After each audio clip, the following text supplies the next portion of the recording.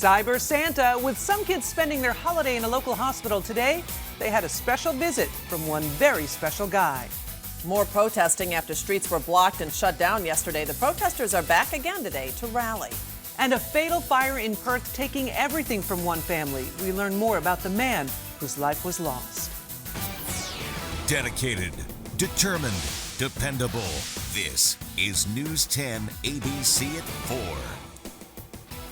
Good afternoon. I'm Elisa Streeter. And I'm Lydia Colbita. Thank you so much for joining us. An early morning fire in Fulton County claims the life of 72-year-old former town justice and councilman. It happened in Perth just after 1 o'clock this morning. When firefighters arrived, they said flames were just shooting from all sides of the double-wide trailer in Perth. It is tonight's top story. Officials at Perth Town Hall tell News 10 ABC that the man killed in the fire was 72-year-old former Perth Town Justice and Councilman Charles Smith. His wife and grandson both made it out alive. It's believed Smith went back inside, possibly for a family pet. It's absolutely a tragedy here just before the holidays, something like this to happen in a small community, but we'll pull together. After several hours of fighting the fire, crews finally worked to tear down the rest of the structure to make sure no embers remained. Perth Fire was assisted by Fulton County Fire, Broad Albin, Hageman, and Berkshire. Firefighters say they still have not determined yet what started this fire. And that fire did take the life of a husband, a neighbor, and a friend of many. And today we look into ways the community is helping the Smith family who lost nearly all of their belongings. News 10 ABC's Lindsay Nielsen is live from the scene of the fire with more. Lindsay. Elisa, the family of Charlie Smith, as many called him Charlie, a judge for a long time in this area. Well, the family, of course, just devastated today. They were too upset to talk to me on camera, but I did speak with his son on the phone. As you can see here, there's not much left to this double-wide trailer where he was living with his family. This family lost everything they owned in this fire, but I'm told by the community here that help is on the way, and I talked with some of those community members today. Friends and neighbors in the town of Perth say 72-year-old Charlie Smith was a good man and a great judge. Sadly, Smith, who formerly served as Perth Town Justice and later a councilman, was killed early this morning when his home on Mcqueen Rd went up in flames. Fire officials say Smith got out but went back in to try and save his pet. His wife made it out safely, as well as his grandson, who dodged the flames by jumping out of a window. Neighbor Karen Tatlock says she saw fire bursting out of the double-wide trailer just after midnight and dialed 911. She says she felt horrible, that she couldn't do more to save her friend. And then I just ran over there to see what I can do to help, make sure everyone get out, it's just awful. All the neighbors, everybody's trying to help. He'll be long remembered, and it's a tragedy this time of the year, especially Christmas. And it's a loss. It's a loss. Now, this community has already come together just hours after this fire. They have set up websites and drop-off donation sites. One of those sites is Hageman Barbershop, also next door to that Tracy's Hair Salon. They're both accepting donations. Now, Charlie Smith's son, they're asking for some clothes for their 10-year-old boy that was involved with this fire. Also clothes for his wife, as well as some household items and any monetary donations that can be dropped off there, and that is at 104 Pauling Ave in Hageman. Now, for other information about websites that you can also donate on, you can head to our website. That's news10.com. Coming up, I'll have much more on this community effort. Live, Lindsay Nielsen, News 10 ABC. Thank you, Lindsay. A growing number of protests from coast to coast. Demonstrators across the country clashing with police at times as they express outrage over officers facing no criminal charges in the deaths of unarmed black men. Thousands surged through the streets of New York City for a second straight night, disrupting traffic, expressing outrage over the death of Eric Garner and a grand jury's decision that Officer Dan Pantaleo will not be charged in the fatality. According to the police commissioner, a sign he says protesters are getting more aggressive. Being that my father was black and the officer was white, I mean, that's different races, but as far as the situation, I can't really say it's like really a black and white issue. It's about, the police officers and abusing their power. Today, the NYPD's Internal Affairs Bureau began interviewing officers involved in Garner's death for possible disciplinary action. The department is also retraining officers on how to avoid physical force. Days after the grand jury opted to not charge the police officer accused of causing Garner's death during a chokehold, protests still continue, and today a rally taking place. News 10 ABC's Amy Cutler live in Albany at the federal courthouse with the latest on the continuing protests. Amy.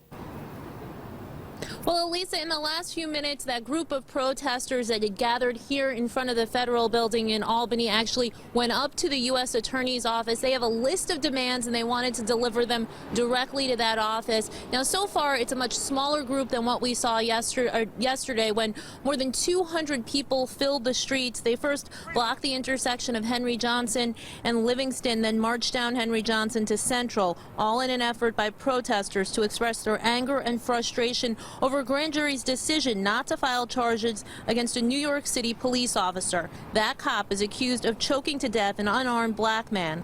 Last week, a grand jury in Ferguson, Missouri, decided not to indict a police officer who shot and killed an unarmed black teen. Protesters here say it's part of a larger problem and that something needs to change.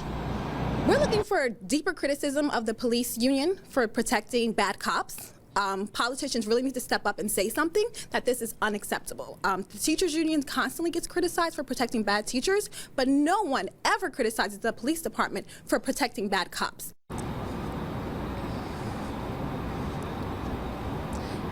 Now, yesterday we saw protesters fill the streets, blocking traffic. It appears so far that protesters say they don't intend to march, but we're going to continue to follow this closely and have much more coming up live at 5 o'clock. For now, we're live in Albany. I'm Amy Cutler for News 10 ABC. Thank you, Amy. Protesters in Columbia County choosing to voice their opinions by taking a different approach by damaging billboards. Take a look. Someone wrote on the billboards criticizing police, saying they murdered Eric Garner. No word yet if anyone's been arrested in this vandalism. Stay with News 10 ABC on air and online for continuing coverage of the decision in the New York City death of Eric Garner and the continued fallout over the death of Michael Brown in Ferguson. In other news, a new addition welcomed into the Cohoes police force this afternoon. City acquired a 2015 Ford Explorer K-9 unit this past October that will be assigned to K-9 officer Sean McCown, a veteran on the force for more than 10 years, and his K-9 dog Jeter, who served alongside McCown for 8 years. K-9 Jeter is a 9-year-old Belgian Malinois who's trained and certified in narcotics detection. Good-looking boy. Besides being superior in performance and behavior, Jeter's also a big hit in the community. He's the main attraction at many community events, and you may also see him at local schools and playgrounds. Well, it's a story we brought you yesterday out of Pennsylvania, and today it's happening right here in the Capital Region. Thanks to a partnership between tech company Cisco Systems and Albany Medical Center, patients at Albany Med got a chance to talk one-on-one with Santa Claus today. The Santa Connection program gives children who are unable to leave the hospital a chance to share their wish list and talk live directly with Santa at his workshop in the North Pole. For those who were not well enough to visit the playroom, a mobile cart was set up to help Santa travel room to room for a bedside visit. With the holidays in mind, New York will be lighting its holiday tree this Sunday. News 10 ABC will be there. I'll be emceeing the event alongside Christina Arangio at the Empire State Plaza. And that fun runs from 1 to 8 on Sunday. The tree lighting ceremony starts at 5:15, and of course fireworks will follow the flipping of the switch. And pretty good weather, we think. We hope so. We want to check in right now with Chief Meteorologist Steve Caporizzo for the immediate storm tracker update. Tonight, not so nice, right, Steve? Not so nice. We're going to have to deal with some sleet and freezing rain. And Lydia, for Sunday, it's going to be cold. Midwinter cold. It's probably going to be in the evening in the upper 20s with a little bit of a breeze. But sunshine, no storms to worry about Sunday. All right, winter weather advisory in effect. Not necessarily for snow, but a coating of sleet and freezing rain tonight. Might be a couple of inches of snow up in the Adirondacks before the changeover. Basically, west of Albany, Catskills, much of western New England. It goes into effect at 7 p.m. this evening, and obviously for all of the Adirondacks. Some spots may pick up to a tenth of an ice accumulation. All right, here's the timeline for the storm. Spotty snow and sleet early this evening. So what we get now, it's not going to be a big deal. Steadier sleet, freezing rain developing, 7 to 9 p.m. Expect the roads to ice up. And untreated roadways could become really slippery later tonight, so keep that in mind if you're traveling some of the back roads. Now, it should change to rain from south to north between 10 p.m. and 2 a.m. Pockets of ice will linger till daybreak up around Glens Falls, Lake George, Adirondacks, probably some of the colder spots in Vermont as well. And then rain Saturday, but it may end as a burst of wet snow Saturday evening between 7 and 9 p.m. Check the temp right now. We got 32 degrees, right at freezing. There's no wind, so wind's not a factor. Here's the radar, and again, this is spotty light stuff that may give us a little bit of a coating during this evening, but not part of the bigger event. In fact, let me show you the main area. See it down there near Pittsburgh, moving into Pennsylvania? 7 to 9 o'clock, that bigger swath should be moving in. All right, our forecast, watch for that icy mix tonight. And then tomorrow, rain off and on near 40. There could be some ice in the morning up to the north. And Sunday, partly to mostly sunny, breezy, and a high near 33. Again, late tonight, early tomorrow morning, could be some tough travel. Ladies? All right. Thank you, Steve. Well, we hear more and more just how hard it is to find a job these days. But that may soon be changing. Coming up, we look into what made 2014 the strongest year for job growth in years. After shaky weather yesterday, NASA was able to launch its spaceship Orion this morning, and we're going to take a look at the blast-off coming up next.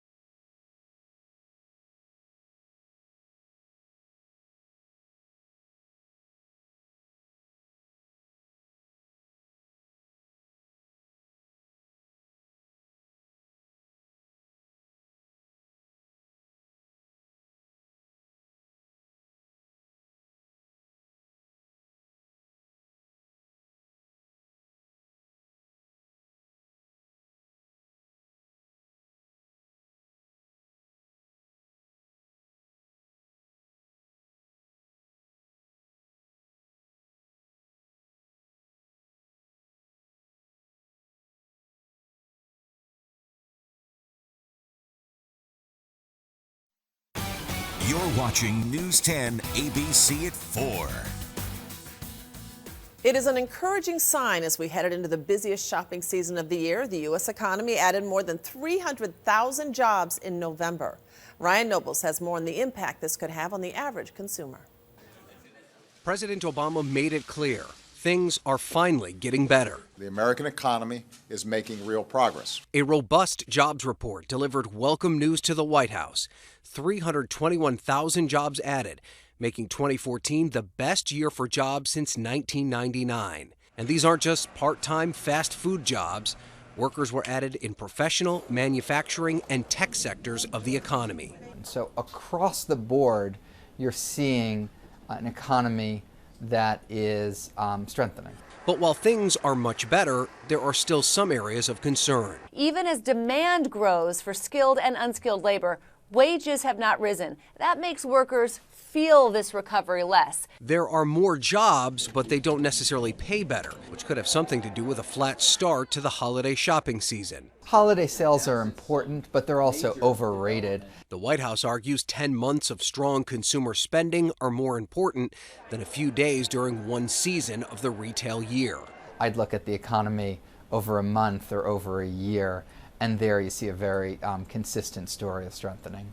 And for President Obama, the fuel he needs to get a potentially confrontational Republican Congress to work with him. So we've got an opportunity to keep up this progress if Congress is willing to keep our government open, avoid self-inflicted wounds. In Washington, Ryan Nobles for News 10 ABC. We have breaking news out of Albany right now. News 10 ABC's Rachel Yankunis is near the scene of a fire on Slingerland Street in Albany. Rachel. Very active fire here, Lisa, on Slingerland Street at the corner of Slingerland and Garden Street here in Albany. I'm going to step out of the way so you can get a better look at what I'm looking at. These flames are ripping through this home. There are multiple agencies on scene. Firefighters are working tirelessly to put out this fire. You can see the heavy smoke billowing throughout this neighborhood. Now, we have not gotten any confirmation yet on if anyone is inside that home, but neighbors are all outside of their house looking to make sure that everyone is okay. We have Albany Police here on scene and the Albany Fire Department as well. You can see that they are working tirelessly. Again, no word of any victims or injuries at this time, but I will remain here on scene throughout the night, and I will bring you all of that information when it becomes available. For now, live in Albany, I'm Rachel Yankunis, News 10 ABC. Thank you so much, Rachel. Now, after being scrubbed yesterday, NASA launched its Orion spacecraft for its first test flight this morning. NASA is calling it the next generation of spacecraft. They hope it will one day fly manned missions to Mars. NASA's new Orion hit its intended high point of 3,600 miles above Earth. Farthest a spacecraft built for humans has traveled in 4 decades. And its dramatic trip back to the planet. Today's flight didn't carry any astronauts, but NASA hopes Orion will fly people to asteroids and eventually Mars. But Orion isn't empty. Sesame Street donated mementos to inspire students to get interested in spaceflight.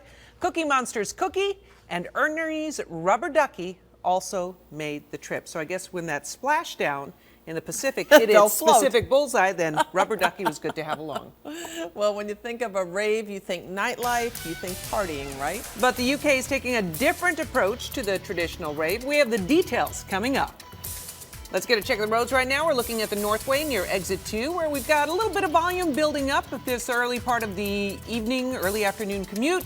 And you know what? You're going to want to get home soon because it's going to be messy. Cap has your full forecast next on News 10 ABC at 4.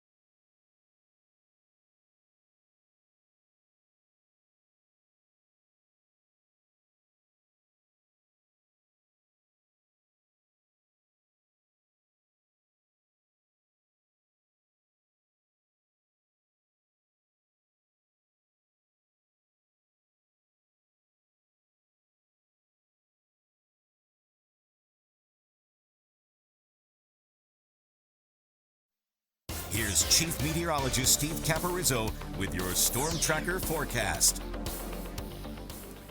Hi, everyone. Welcome back. You know, it's crunch time. This is the time of year a lot of you head out on a Friday night for holiday shopping, maybe hit one of the malls or just going out on the town. And, you know, you got to be careful. The timing, you know, is not great with this storm. It's not going to be a huge deal. But remember, and I always stress this, it just takes a coating of ice. Not 4 inches of snow, a coating of ice, and you got some big problems on the roadway. So be prepared tonight if you're heading out, especially after, say, 7 or 8 o'clock tonight. That's when things will really start to pick up. 7 p.m., a light mix, 32. Rain, sleet, some freezing rain around Albany at midnight, 33. And the pockets of ice may persist up to the north for much of the night. We should have rain here at 5 a.m. We'll go above freezing and 34. Right now, it's 32 in Albany. Glens Falls, 31. Most everybody, when the precip starts to pick up, we'll see these temperatures drop a few degrees, and then they'll level off, and then they'll go up late tonight, especially after midnight. We'll probably see a temperature rise. 31 in Troy, Cohoes, Clifton Park, Brunswick. All these temperatures close to that freezing mark.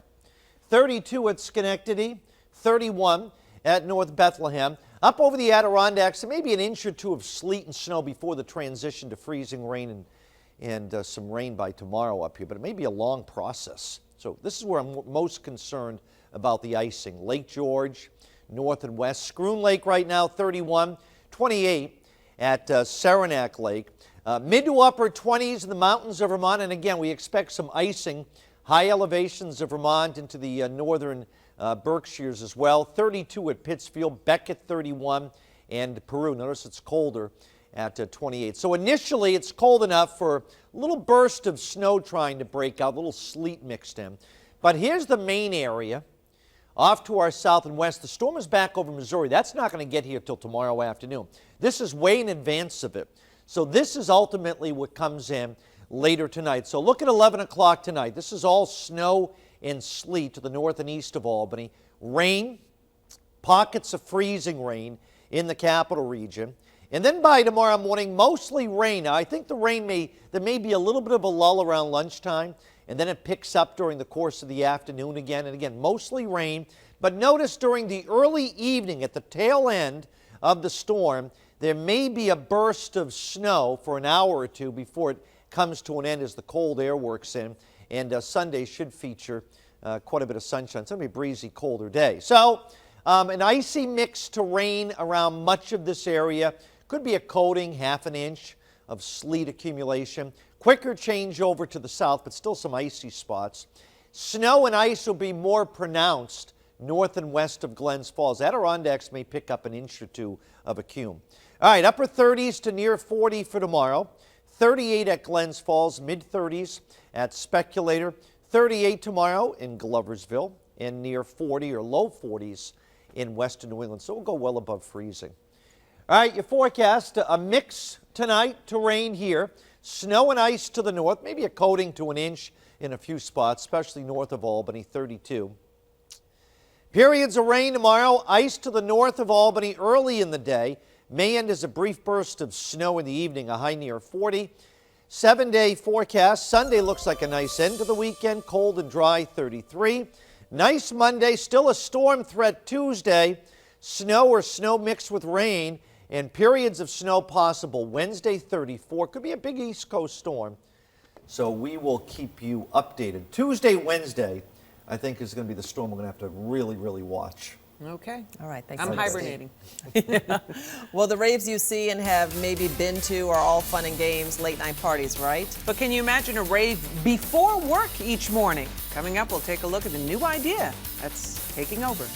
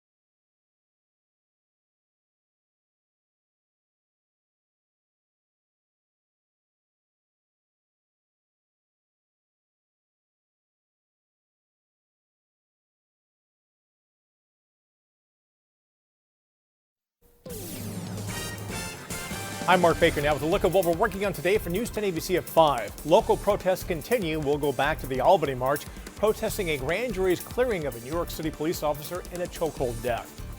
A tragedy heading into the holidays. A deadly fire claims the life of a former Perktown justice and councilman. We'll have the latest on the investigation. And there's your new spacecraft, America. That's what the mission commander said after Orion made a bullseye splashdown after a successful test flight. What NASA says is next. All pretty exciting. We'll have those stories for you coming up on News 10 ABC at 5. Lydia? We'll see you then. Thank you, Mark. If you need to let out some work stress instead of venting, which we now know is a don't, maybe you can try this out. Start your day with an early morning rave. Growing number of workers are turning to these dawn dance parties to help boost their productivity and happiness. Part exercise class, part fancy dress. It's a hybrid that's attracting huge crowds in some businesses. Of course, there are no alcohols, no drugs. Instead, you can have a massage, a smoothie, even practice your tree pose. In there you'll find your bankers, your lawyers, those professional type nurses, but you'll also find creatives, you'll also find some students, you'll also find some kids. It's really safe to say you get every demographic in Morning Gloryville. I mean, we've got 1,000 people in there. Clubbers say it helps them feel energized, ready to take on a busy working day. It's this energy that has other cities hooked on the revolution. Berlin just joined. Montreal will soon have their own, bringing the total to 16 cities doing these. So I like the idea of that, but I think I would almost be too tired after that. I'd need a nap. Oh, and the dress code might have to change. You wouldn't go in your office attire. Yes. Let's get a last check of the roads right now. Want to take a look at the Northway, just north of the Twin Bridges. A lot of volume, and oops, they're slamming on the brake lights there. So hopefully, it's probably mall traffic. Everybody getting off at exit 9, right? Or getting ready to go over those twin bridges. All right, let's take one. What is the deal with those raves? I didn't see anybody my age dancing, number one. Number two. They weren't catering to you. Number two, not saying they get nothing. so worked up, they run out of gas at work and they're unproductive. That's my prediction. I'm tired. You have to have a study. I worked out this morning. We'll see you back here at 5. Bye.